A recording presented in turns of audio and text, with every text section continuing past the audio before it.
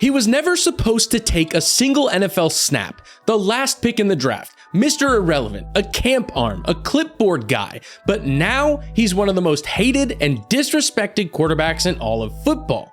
Why? It's simple, because he's torching your favorite team.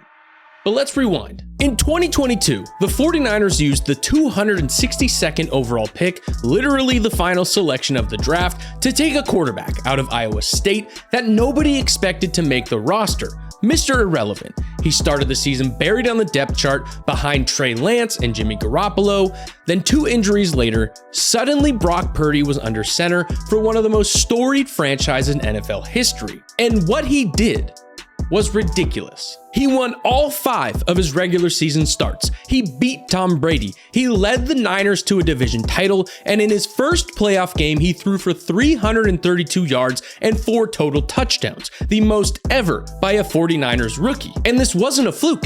He showed up game after game. Then the following year, Purdy doubled down. He took over as the full-time starter and led one of the most explosive offenses in football. He threw for a franchise record 4,280 yards with a 113 passer rating, the highest in 49ers history.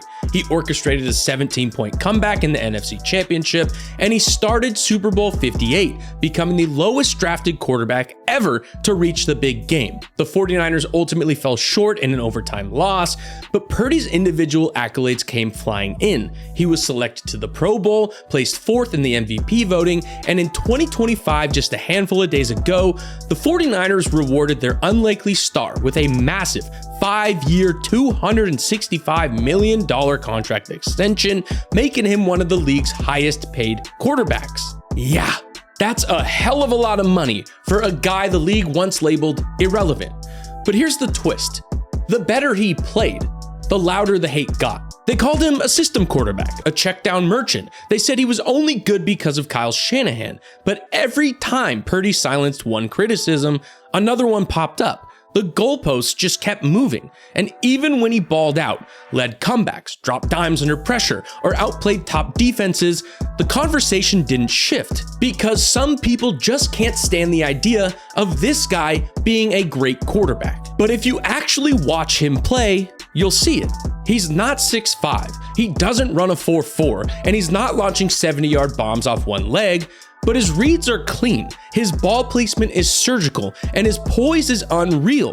Even Hall of Famer Steve Young said he has a Jedi-like ability to remain calm in high-pressure situations. He plays like someone who's been here before. He processes the game like a vet, protects the ball, and delivers in the biggest moments. Simply put, Brock Purdy is not just a great story, he's a legitimate franchise quarterback. And in the end, the irony of his journey is that the hate he now receives is itself a sign of his success. Nobody bothers to tear down a quarterback who doesn't matter. The scrutiny is reserved for those who do. The last pick of the draft is no longer a lovable long shot. He's a genuine star, and perhaps that's why some rivals and commentators are so eager to dismiss him. But with every doubt he silences and every big game he delivers, Purdy continues to validate that he belongs among the NFL best. From Mr. Irrelevant to a rising superstar who demands respect, Brock Purdy has proven that he's the real deal, and all the slights and skepticism are just fuel for his fire. After all, if you've got haters, you must be doing something right. Right? I think so.